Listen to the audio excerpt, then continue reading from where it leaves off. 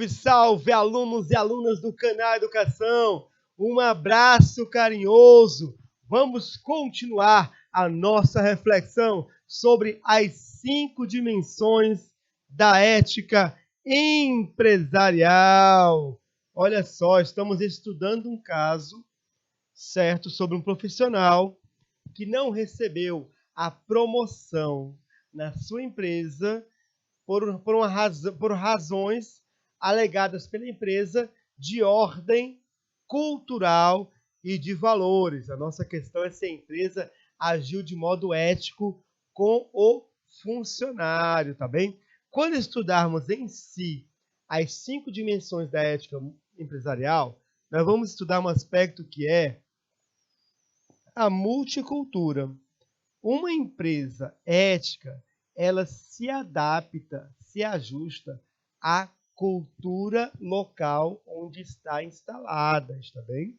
Não é só o profissional que se ajusta à empresa. A empresa também deve se ajustar à realidade onde ela está inserida. Jailson, Joaquim, que maravilha! A Larice Dias, Manuela Costa e gente linda, maravilhosa de Alvorada do Gurgueia, Belém do Piauí, Beneditinos, Brasileira do Piauí, Capitão de Campos, Cocal de Telha, Domingos Mourão, Gil Bués, Isaías Coelho, Jair Costa, João Costa, Padre Marcos, Porto, Santa Filomena, bom dia, Ana Maria Rodrigues, abraço carinhoso, minha querida. Vamos terminar o nosso estudo de caso com a questão para discussão 4. O que é, afinal, confiabilidade? Porque a empresa alegou que o profissional não era confiável. Afinal de contas, o que é confiabilidade? Essa questão é uma questão filosófica e deontológica. Você, aluna que me acompanha nesse exato momento e que tem uma disciplina chamada filosofia, e você fica se perguntando, para que serve a filosofia, afinal de contas? A filosofia não serve para nada. A filosofia é uma perda de tempo. Na filosofia, a gente viaja e não sai do lugar. É justamente num caso a ser discutido sobre ética que nós verificamos a importância da filosofia. Num caso como esses. Porque a empresa alegou que a pessoa era irresponsável e que demonstrava não ser confiável. O colaborador mostrou que ele era uma pessoa confiável pela sua qualificação técnica, pela sua experiência e pelos resultados da empresa. Quem está com razão? A empresa ou o colaborador? Nesse ponto, a gente precisa do auxílio da reflexão filosófica. Vamos refletir sobre o que é confiabilidade? O que é responsabilidade? O que é maturidade? São questões filosóficas. Então, querido aluno, querida aluna, filosofia é provavelmente a disciplina escolar mais importante, porque te leva a pensar sobre questões práticas, querido aluno, querida aluna. E essa questão levantada é uma questão filosófica deontológica. O que é confiabilidade, afinal? Enquanto eu dou mais um abraço para Ana Maria Rodrigues, um abraço para o Wellington Dias, Rayan Silva, e o Wellington Dias fala de Padre Marcos do Piauí. Maravilha, maravilha, abraço carinhoso. Afinal, como uma pessoa se torna confiável aos olhos de outro? Quais são as características de uma pessoa confiável? Qual é o conceito de confiança? Tudo isso é filosofia. Se você tem uma boa base filosófica, em algumas situações na empresa onde você for trabalhar, você vai ser fundamental na reflexão. De acordo com os dados disponíveis, a empresa tinha razões concretas para não confiar no profissional? E então, a empresa possuía razões concretas para não confiar no profissional? Quais são essas razões? E se não tinha razões, qual era o verdadeiro problema? É uma questão bem complexa. Para refletir, para encerrarmos o estudo desse caso. Olha só, bom dia, fartura do Piauí, abraço carinhoso, Coivaras do Piauí, que maravilha, abraço carinhoso, meus queridos, salve, salve.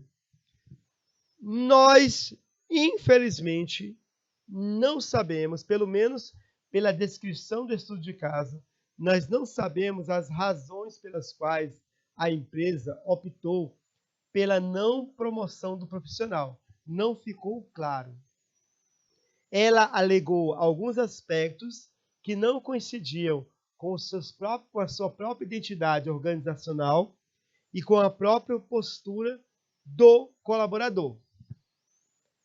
Houve conflitos entre os valores da empresa e as atitudes pessoais do gerente?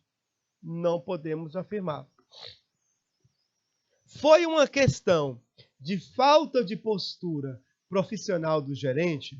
O que é a postura profissional? Nós, certo, estudamos essa questão em aulas anteriores. Postura profissional é um conjunto de características pessoais positivas e de condutas positivas adotadas pelo profissional no ambiente de trabalho.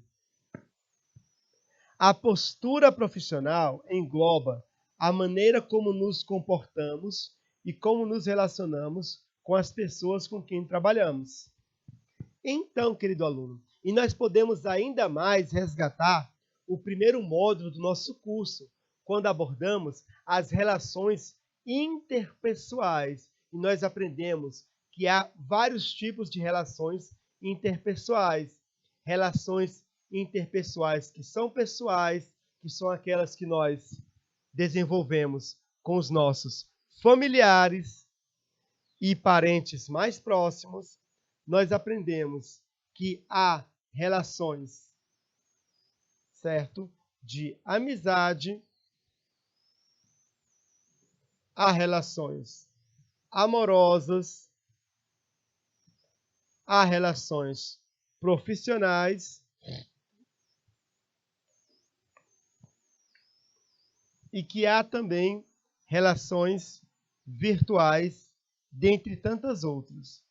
E que eu não posso cometer o risco de, por exemplo, transportar o modo que eu me relaciono com os meus parentes, com os meus pais ou com os meus amigos para o ambiente de trabalho. O ambiente profissional é um ambiente diferente da sua família, de um bar, de uma mesa de bar com seus amigos, de um relacionamento amoroso, um namoro, um noivado, um casamento, ou de uma rede social.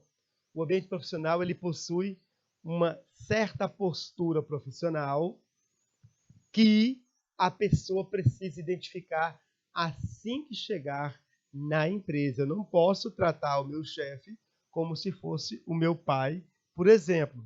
E eu não posso tratar os demais colaboradores como se fossem meus amigos ou como se fossem, irmãos, membros da minha família.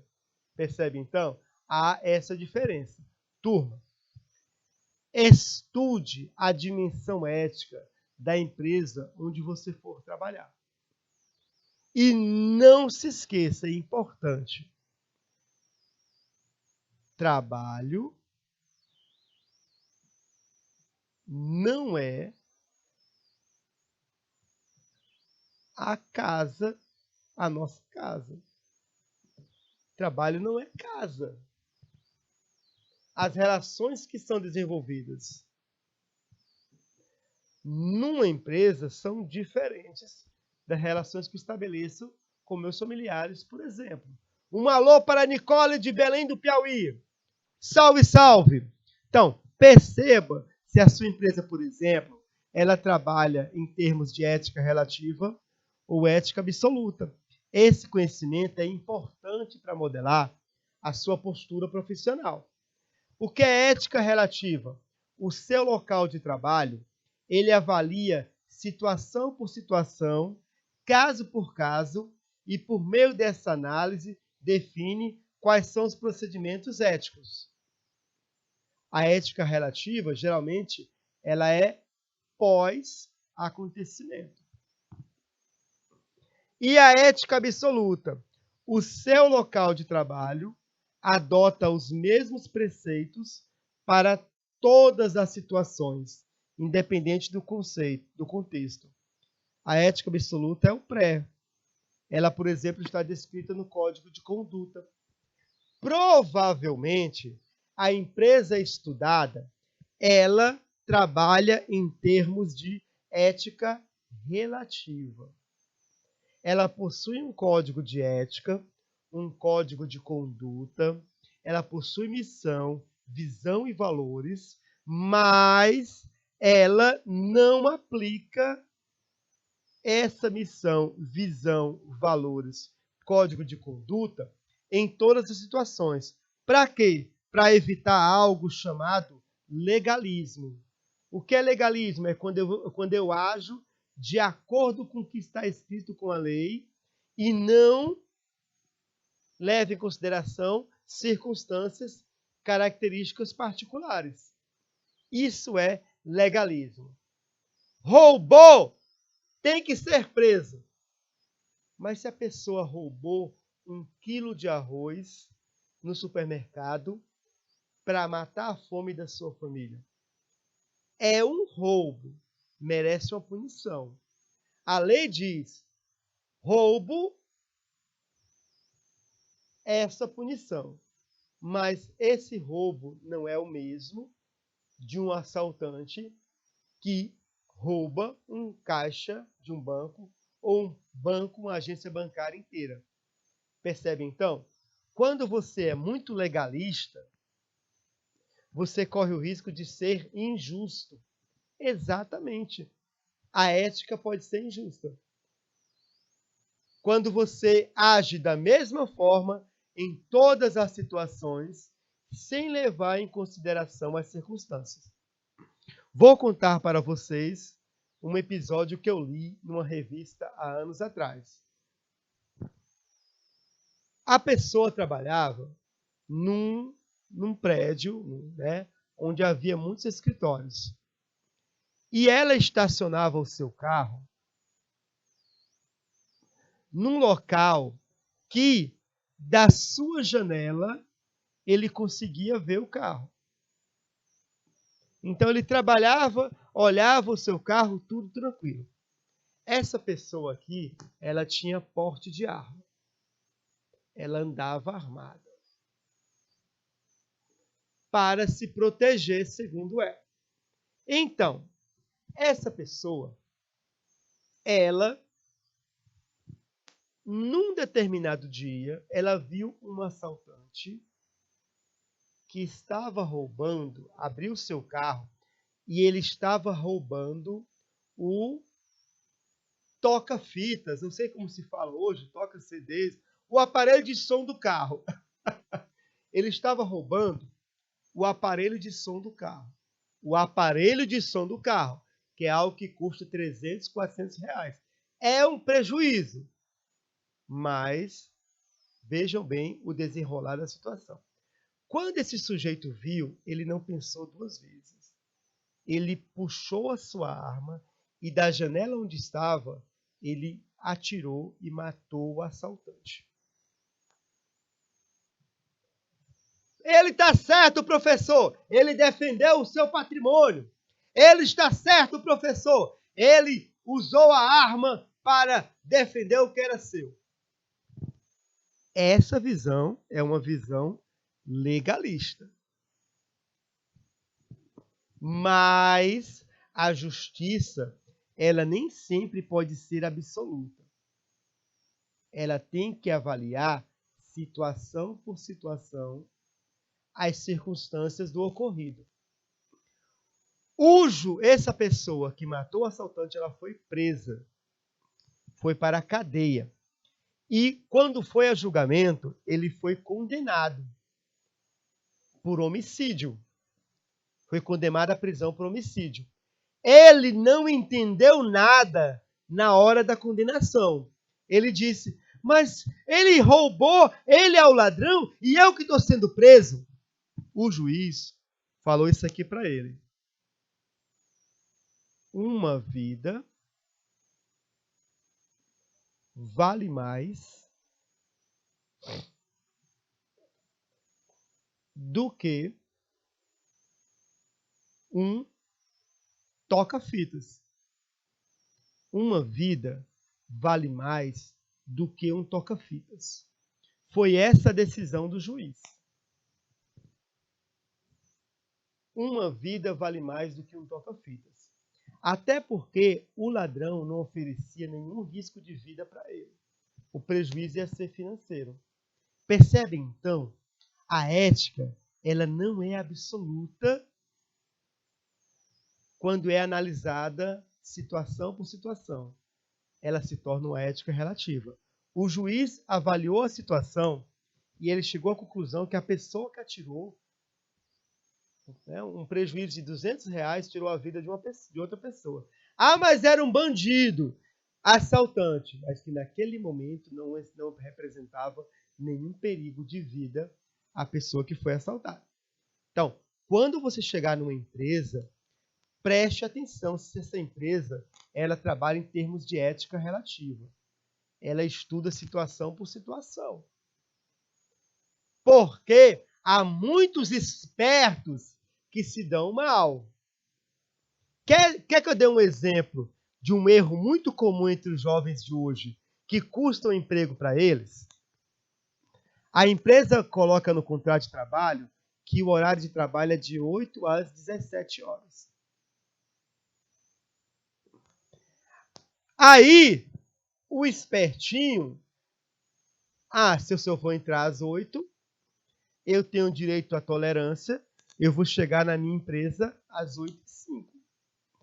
Tem 5 minutos de tolerância. Eu peguei esse mau costume na escola onde eu estudo, que eu chego 7h20, 7h30 e perco a primeira aula.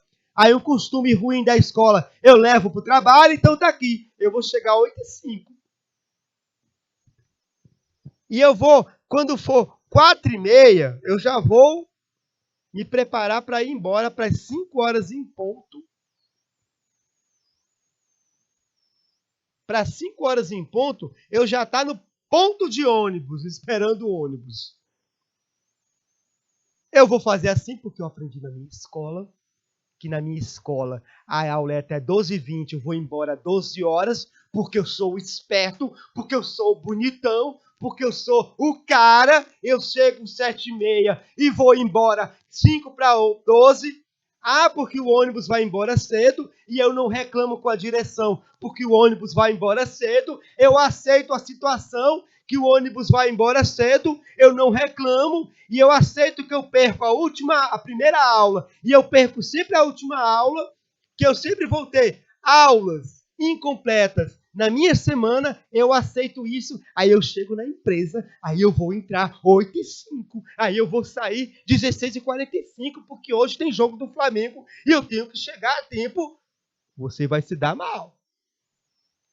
Você vai se dar mal porque, apesar de legalmente você achar que está correto, a empresa vai dizer o seguinte, olha, 8 horas você já tem que estar trabalhando. A gente chega 10, 15 minutos antes. O meu amigo aqui, diretor de estúdio, ele chega aqui praticamente 6h15, 6h30, mais de meia hora antes da transmissão, porque ele prepara o ambiente de transmissão.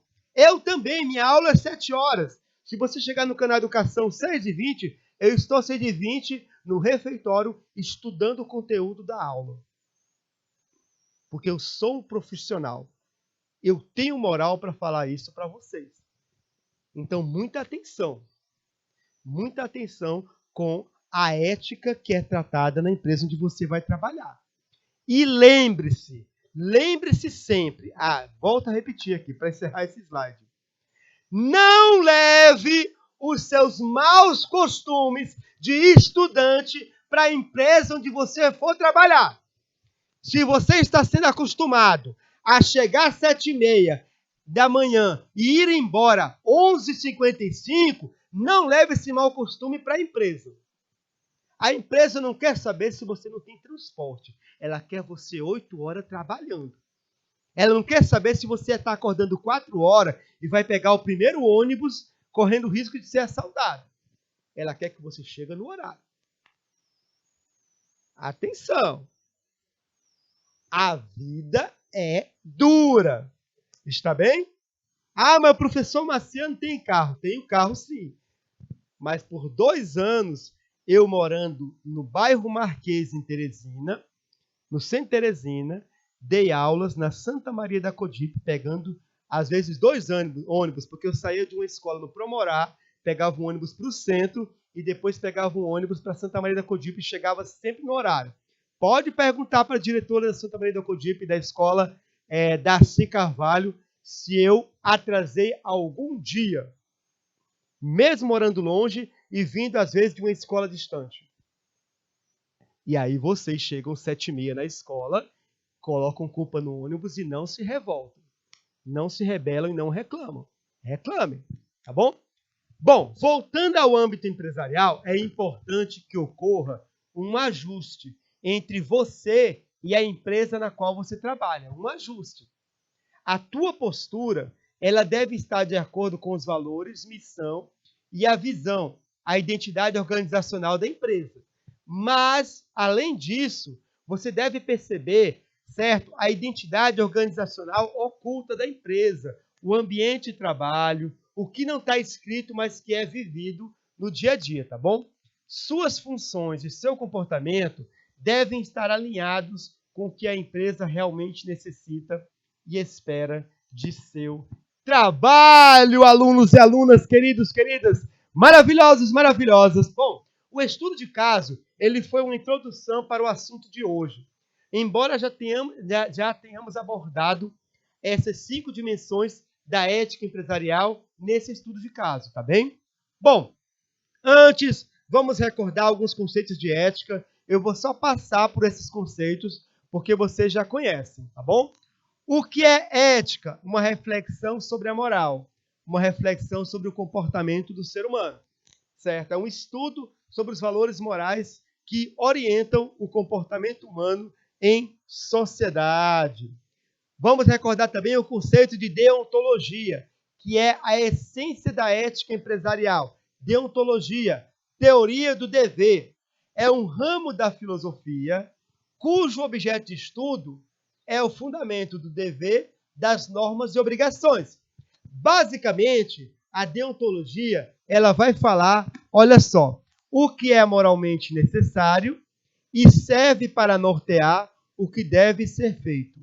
No mundo do trabalho, que é o mundo em que vocês vão ingressar daqui a algumas semanas ou meses, a deontologia é o conjunto de princípios, regras de conduta ou deveres de uma determinada profissão, tá bom? Outro conceito, além disso, a deontologia, ela possui atuação em 3 áreas: na área da profissão, na área das relações profissionais e na área da relação com a clientela. Tá bem? Na área da profissão, a deontologia diz que nós devemos zelar com competência profissional e honestidade pelo bom nome ou reputação da nossa profissão. Na área das relações profissionais, a deontologia diz que devemos agir com lealdade e solidariedade com os demais profissionais, evitando críticas levianas, competição e concorrência desleal. E na área da clientela profissional, a deontologia diz que devemos executar integralmente o serviço conforme o combinado com o usuário, remuneração, ou seja, preço justo, e guardar o segredo, o sigilo profissional. E agora sim, faltando 35 minutos para a aula acabar, ética profissional e ética empresarial.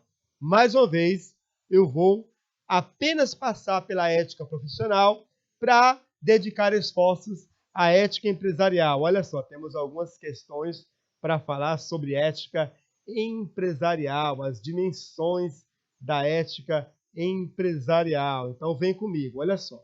Turma, basicamente, para a gente assimilar o conteúdo, reforçar o conteúdo, ou, digamos assim, não esquecer mais, ética profissional é a ética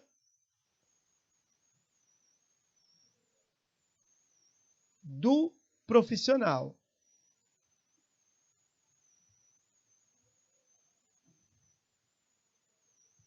Ou seja, da profissão.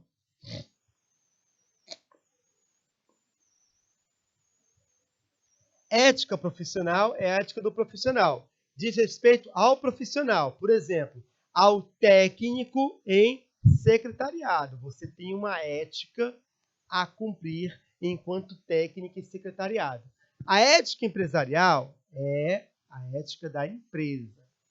É sobre a ética empresarial que nós, certo, falaremos agora. Então vem comigo, ó. Ética profissional, como eu falei para vocês, são os princípios que regem o comportamento do trabalhador no ambiente de trabalho, no exercício de qualquer atividade. Por exemplo, conduta ética de um profissional, né? O que é um profissional ético? Olha só, saber construir relações de qualidade com colegas, chefes e subordinados. Contribuir para um bom funcionamento das rotinas de trabalho. Contribuir para a formação de uma imagem positiva da instituição perante o público de interesse, os acionistas, clientes e sociedades em geral. Aqui são algumas características que descrevem um profissional ético. Aí você percebe então, não é? Voltando àquele nosso estudo de caso. Essa letra A aqui é intrigante. O gerente sobre construir relações de qualidade com colegas, chefes e subordinados, ele contribuiu para um bom funcionamento das rotinas de trabalho. Ele, com certeza, um gerente, ele tem um contato com o público externo, não é? Nesse contato com o público externo, representando uma instituição e sendo uma pessoa, não é? Tão alegre, expansivo, engraçado, digamos assim, ele contribuía para a formação de uma imagem positiva da instituição. São 3 aspectos que podem nos pensar e que podem ser, né, aspectos que colocam o gerente numa situação complicada. Talvez ele não tenha sido um profissional ético. Jamais saberemos, porque o caso não está bem claro. Ética empresarial. Dá uma olhada nesse desenho, querido aluno. Olha só. 10 segundinhos. Olha esse desenho.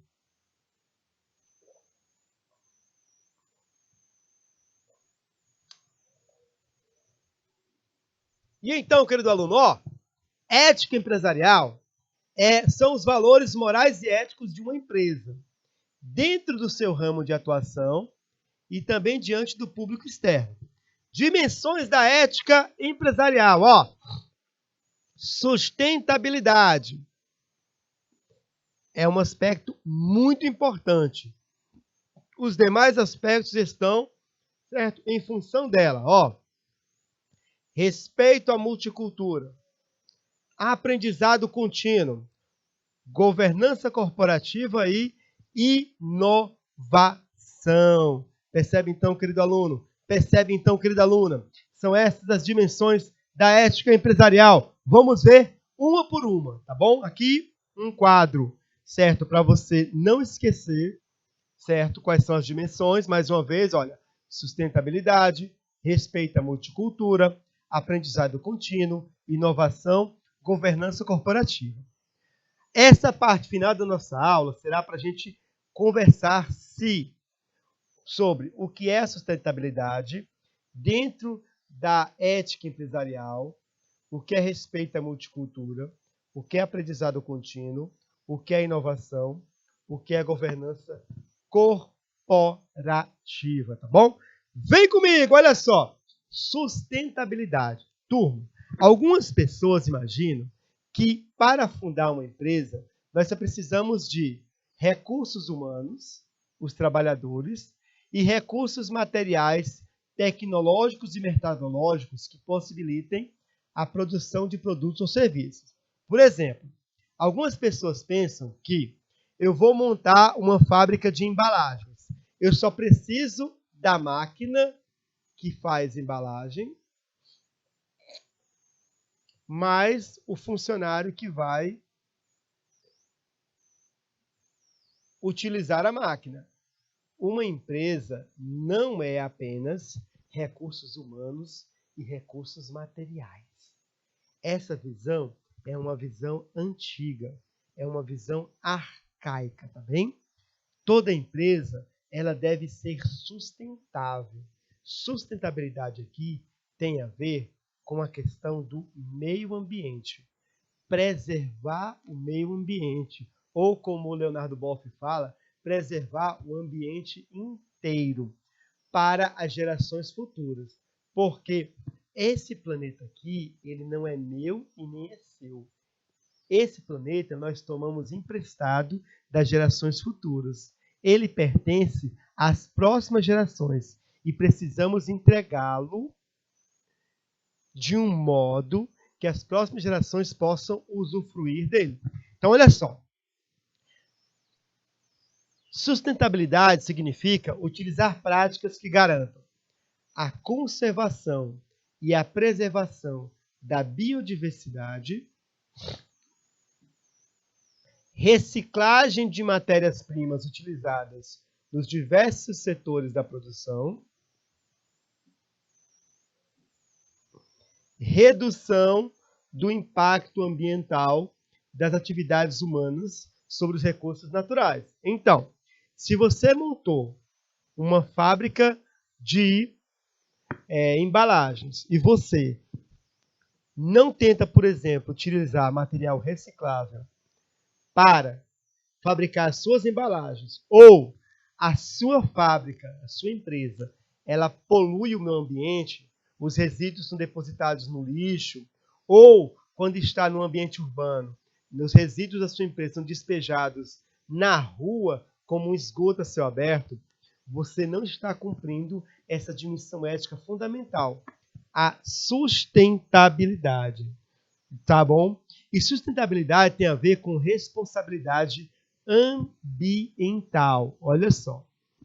De acordo com Takeshi Tashizawa, em sua obra Gestão Ambiental e Responsabilidade Social Corporativa, olha só, para ele, responsabilidade ambiental, o que é? É um conjunto de atividades, atitudes individuais ou empresariais voltadas para o desenvolvimento sustentável do planeta, tá bom? Então, observação. Essas atitudes, elas devem levar, olha só que interessante, elas devem levar em conta o crescimento econômico ajustado à proteção do meio ambiente na atualidade e para as gerações futuras. Você sempre vai escutar esse termo, gerações futuras, quando abordarmos a questão da sustentabilidade. Não se esqueça, o planeta Terra não é seu. Você tomou emprestado das próximas gerações. Tá? Outra questão muito tratada, certo, no que diz respeito à sustentabilidade, é o conceito de desenvolvimento sustentável, que é o desenvolvimento capaz de suprir as necessidades da geração atual, sem comprometer a capacidade de atender às necessidades das gerações futuras. Qual é o problema, por exemplo, do Brasil, não ter uma legislação, aliás, até possui uma legislação ambiental, mas qual é o problema do Brasil não fiscalizar a exploração de matérias-primas na Amazônia, como o ouro, e de não fiscalizar, certo, a criação de grandes extensões destinadas ao pasto na Amazônia? Ou seja, qual é o problema de nós não nos preocuparmos com a preservação da Amazônia. Qual é o problema? Algumas pessoas dizem, ai, a Amazônia é rica, nós temos que aproveitar essa riqueza.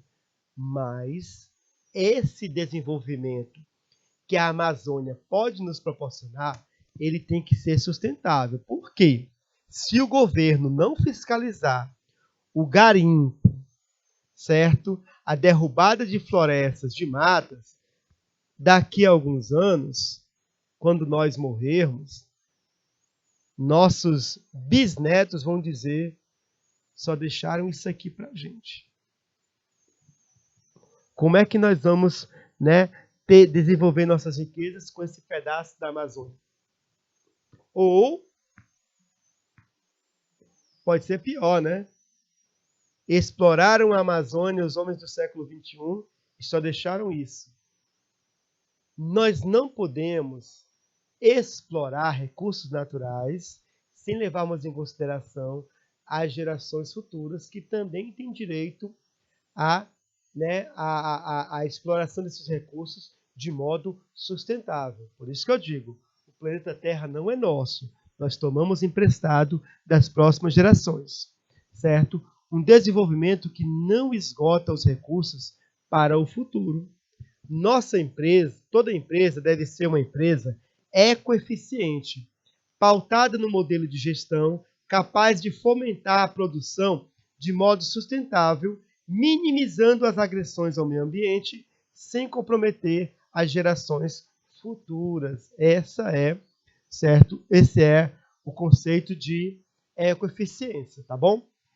Algumas práticas que denotam que a empresa está atuando dentro do conceito de desenvolvimento sustentável é minimizar a utilização de materiais na produção de bens e serviços, minimizar a utilização energética na produção de bens e serviços, minimizar a dispersão de agentes tóxicos. O Brasil está indo na contramão da humanidade, liberando o uso de agrotóxicos perigosíssimos. Fomentar a reciclabilidade dos materiais. Maximizar a utilização sustentável de recursos renováveis. Estender a durabilidade dos produtos. Os produtos hoje duram menos e, ao durarem menos, exige que compremos mais e, ao comprarmos mais, aumenta a produção de lixo. Andressa Brito, Arthur Santos, meu amigo, de Beneditinos, Lara Micaele, bom dia, querida. A turma continua aqui presente, olha só, Alvorada do Gurgueia, Belém do Piauí, Beneditinos, Brasileira do Piauí, Capitão de Campos, Cocal de Telha, Domingos Mourão, Gil Bués, Isaías Coelho, João Costa, Padre Marcos, Porto, Santa Filomena. Então, aumentar a durabilidade dos bens produzidos. Promover a educação dos consumidores para o uso racional dos recursos naturais e energéticos. Tudo isso tem a ver com o desenvolvimento sustentável. Uma segunda dimensão da ética empresarial é o respeito à multicultura. Certo? O trabalhador se ajusta à empresa e a empresa se ajusta à comunidade onde ela está instalada. Então, para desenvolver as suas políticas éticas, a empresa deve levar em conta a cultura local ou as culturas locais e as diferenças. O que é a multicultura? Olha só, inter-relação de várias culturas no mesmo ambiente. Uma empresa não pode, por exemplo, recusar o emprego para alguém porque ele é, digamos assim, obeso. Não pode. Respeitar as pessoas, as diferenças, ou a opção sexual dele, ou a opção política dele. Não. Numa empresa, a empresa é um ambiente multicultural, em que várias culturas atuam no mesmo ambiente. A coexistência de diversos grupos culturais no mesmo lugar é um exemplo de multiculturalidade e representatividade. Então, a empresa vai ter católicos, uma empresa terá evangélicos. Uma empresa terá pessoas com deficiência e etc. Não se esqueçam jamais. Toda empresa é um microsistema inserido numa sociedade que, por sua vez, compõe um macrosistema. A empresa deve refletir as mudanças sociais também.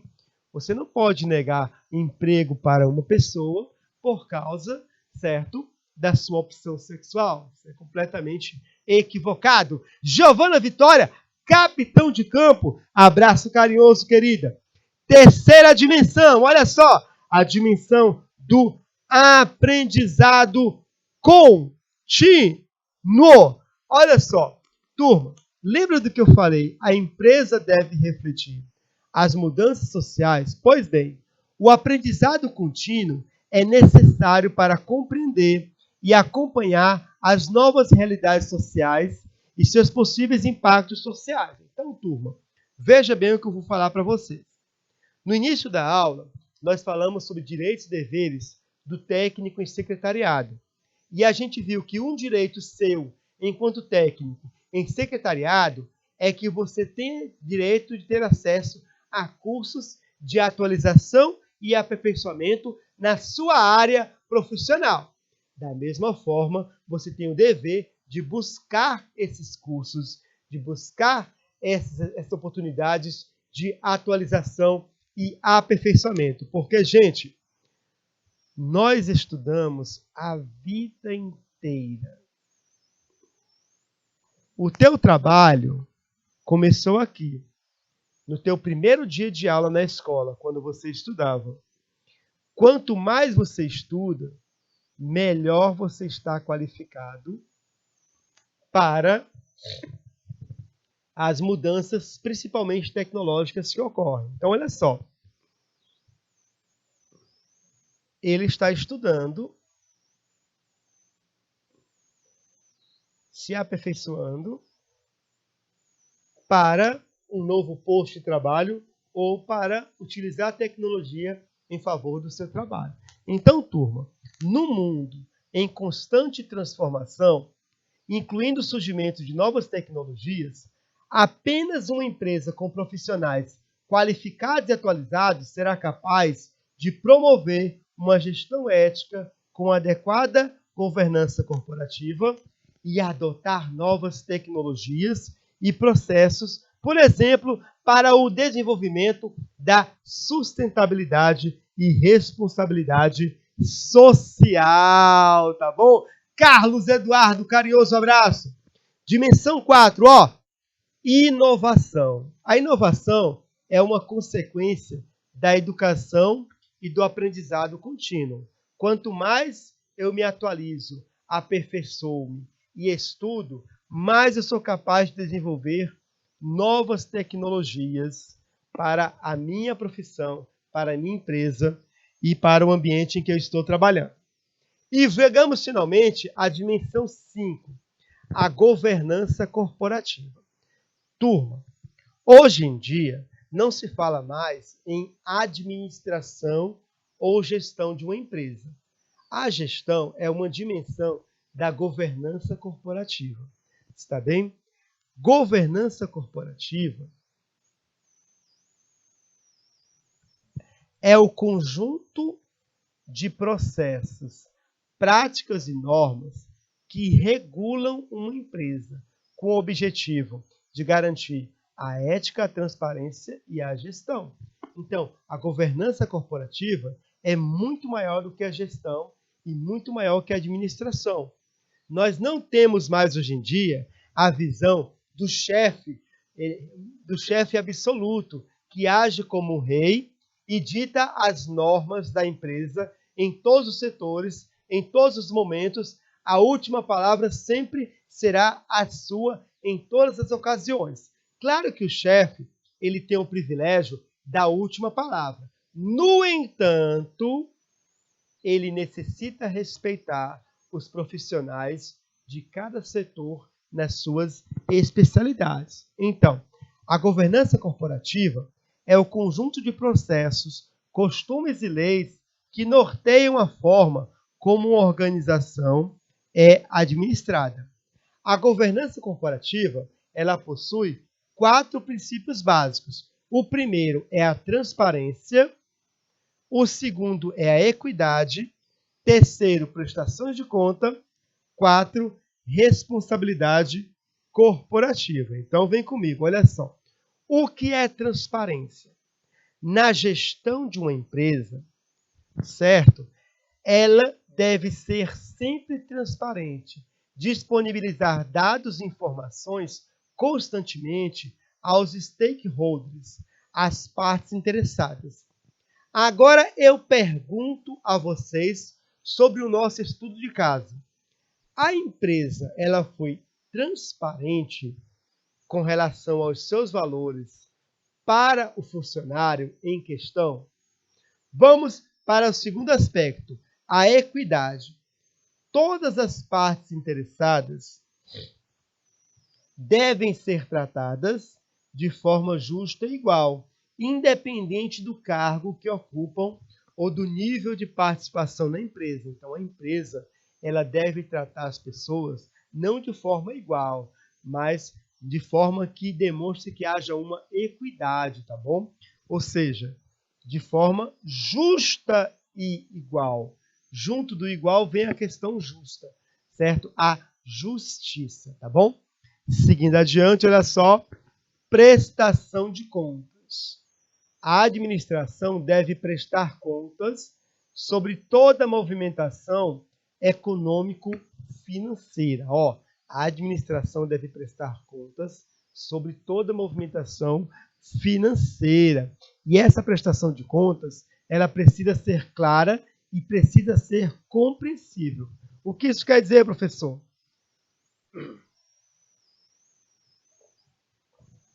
Sabe aquela história da pessoa que chega no mecânico, aí o mecânico vai consertar seu carro,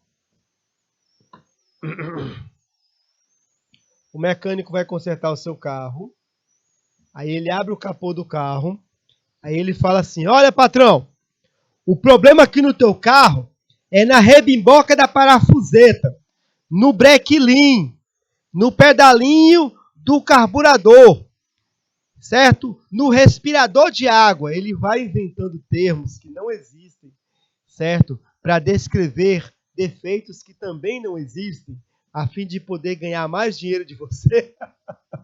Carlos Eduardo Rio. Quando você estiver num cargo de gestão, ou mesmo como técnico e secretariado, você tem que ser claro e compreensível, tá bom? A empresa, ela precisa ser clara e compreensível nesse aspecto, tá bom? Responsabilidade corporativa, tá? O zelo por todo o ambiente e sistemas em que a empresa está incluída. Isso inclui responsabilidade financeira, ambiental, forma de tratamento com os colaboradores, entre outros aspectos, tá bom? Agora o caso Eduardo Rio. Da rebimboca e da parafuseta, né, amigo? Olha só, outro aspecto da governança corporativa é o que nós chamamos de compliance. O que é isso? Compliance significa estar em conformidade, tá bom? Quando uma empresa adota práticas para estar de acordo com as leis, normas, códigos internos e externos. Vou desenhar para você entender, tá bom? Olha só. Aqui tem a empresa. A empresa. Perdão. A empresa. A empresa, ela possui leis que ela tem que se ajustar. A empresa possui códigos de ética e empresarial que ela tem que se ajustar. Então, ela tem que respeitar tudo isso. Quando a empresa respeita a legislação, respeita o código de ética, respeita o código de ética profissional e empresarial, principalmente normas, quando os códigos internos e externos são claros, ela está em conformidade. Então, eu posso afirmar que essa empresa ela possui uma boa governança, tá bom? Olha só, essa compliance, essa conformidade, ela leva em conta, por exemplo, normas trabalhistas, ambientais e regulatórias. Uma empresa que não deposita o FGTS dos trabalhadores, ela não está em conformidade com o que pede, certo, o mercado. Uma empresa que não respeita a legislação ambiental do seu país também tem problemas no que diz respeito à sua conformidade. Muitas empresas buscam o selo ISO 9000, que é um grupo de normas técnicas que estabelecem um modelo de gestão de qualidade para as organizações. Nós temos também selos para empresas onde há um bom ambiente de trabalho, por exemplo. Há muitas certificações para dar uma legitimidade à conformidade da empresa. Uma empresa também ela deve obedecer à lei anticorrupção. Se há práticas de corrupção na sua empresa, elas devem ser denunciadas, certo? Para que a sua empresa obedeça à legislação anticorrupção. E a empresa ela deve obedecer o código de ética, tanto dela como o código de ética da profissão. Tá bom? Por exemplo, o assistente social, ele possui uma carga horária definida pelo seu código de ética e pela legislação da sua profissão. Então, toda empresa que contrata um assistente social deve obedecer essa carga horária de trabalho diária. Certo? Eu não posso colocar um assistente social para trabalhar 10 horas por dia. Ele precisa trabalhar somente, se não me engano, 6 horas. As outras 4, se você exigir dele, você vai ter que pagar como se fosse hora extra, tá bom? A empresa tem que estar, certo, em conformidade com essas exigências. Governança corporativa, código de conduta, código de ética, nós já estudamos sobre isso. Códigos de ética profissionais, conjunto de regras estabelecidas pelas categorias profissionais, que detalham responsabilidades, direitos e formas de punição caso haja irregularidades. Estudamos na aula anterior a questão do código de ética profissional, do secretariado. Temos também o código de ética empresarial, que é uma forma da empresa ser transparente aos seus colaboradores. Nessa identidade organizacional da empresa, no código de ética, nós encontramos a missão, visão e valores da empresa. Você tem que estar muito atento à visão, à missão e valores da empresa onde você vai trabalhar. Você deve se ajustar à identidade organizacional da sua empresa. Olha só, gente, chegamos ao fim da nossa aula e nós temos uma questão muito complicada para ser resolvida nesses 5 minutos, mas há tempo. Vamos fazer só a primeira, tá bom? Ultrapassando os limites do poder. O que eu quero perguntar aqui nesse caso é qual área da deontologia foi abordada nesse assunto, nesse caso, se é a área da profissão, área das relações profissionais, área da clientela profissional ou a área dos ofícios, tá bom? Vamos lá, vou estudar o caso, vejam só o caso dessa funcionária. Ultrapassando os limites do poder, uma relação entre funcionário e patrão. Andréa trabalhava há mais de 2 anos numa das empresas da Holding XXX. Não coloquei o nome da empresa. Holding é uma empresa que atua assim, ela compra participações em outras empresas e administra. Ela não produz nada, mas ela pode ter, por exemplo, participação numa siderúrgica, num escritório de contabilidade, numa rede de lojas, etc. Tá bom? Proprietária de diversas empresas das áreas agrícola e de mineração.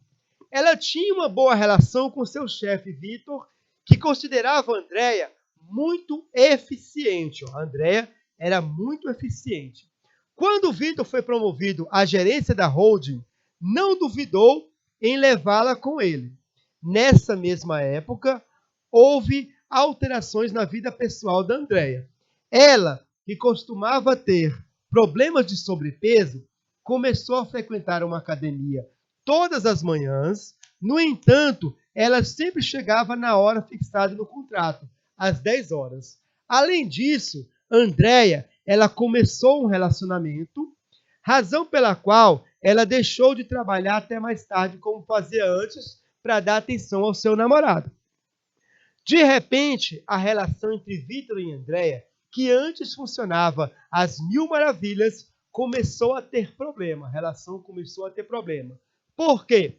Vitor convocava Andréia para reuniões às 8 horas da manhã, hora em que ela estava na academia, enquanto ele chegava depois das 10 horas. Era só uma perseguição mesmo. Todos os outros diretores demonstravam que estavam muito contentes com o trabalho de Andréia. Porém, Vitor nunca parecia estar satisfeito e manifestava permanentemente o seu descontentamento. Ele chegou a dizer, acreditem, que ela trabalhava melhor quando era obesa. Andréia se sentia desolada e não entendia o que estava acontecendo. Ela continuava se esforçando ao máximo a cada trabalho realizado, mas sentia que não poderia aguentar por muito tempo essa situação. Certa manhã, Vitor chamou Andréia em sua sala e a repreendeu duramente. Ele afirmou que ela havia elaborado muito mal uma informação por não ter colocado a numeração das páginas. Ela então perguntou: olha, tirando a numeração das páginas, o resto está bom? Ele respondeu que não tinha lido. Andréia sentiu que isso era mais do que poderia suportar. O trabalho não a motivava mais. Chegava no horário e se retirava o antes possível. Perdera o respeito que antes nutria pelo chefe. A situação atingiu um limite insuportável quando Vitor, muito bravo, porque Andréia já não ficava além do horário, exigiu-lhe, sob a ameaça de ser despedida, que ela chegasse mais cedo e saísse mais tarde. Andréia devia escolher entre o trabalho e sua vida privada, saúde e namorado. O resto da equipe, ciente da situação, tomou o partido da Andréia. Afinal, ninguém queria ficar trabalhando além do horário estabelecido. Perderam respeito pelo chefe. Confiavam menos nele, lhe dirigiam a palavra o mínimo possível. Nós temos uma questão de ética empresarial, certo? Mas aqui também é uma questão de deontologia na área das relações profissionais. Lealdade e solidariedade, evitando críticas levianas, competição e concorrência desleal. Para você que acertou, aquele 10, olha só, com louvor, maravilha, maravilha, coisa linda, coisa bela. Outras questões aqui, olha só, ficam para casa. Aqui temos as nossas referências, a nossa revisão. Hoje conversamos sobre ética, deontologia, ética empresarial e as dimensões da ética empresarial. Próxima aula, desenvolvimento e implantação do Código de Conduta Empresarial. A aula está ótima, não percam. Um abraço carinhoso. Até a semana que vem. Espero que tenham apreciado essa aula. Salve, salve e tchau!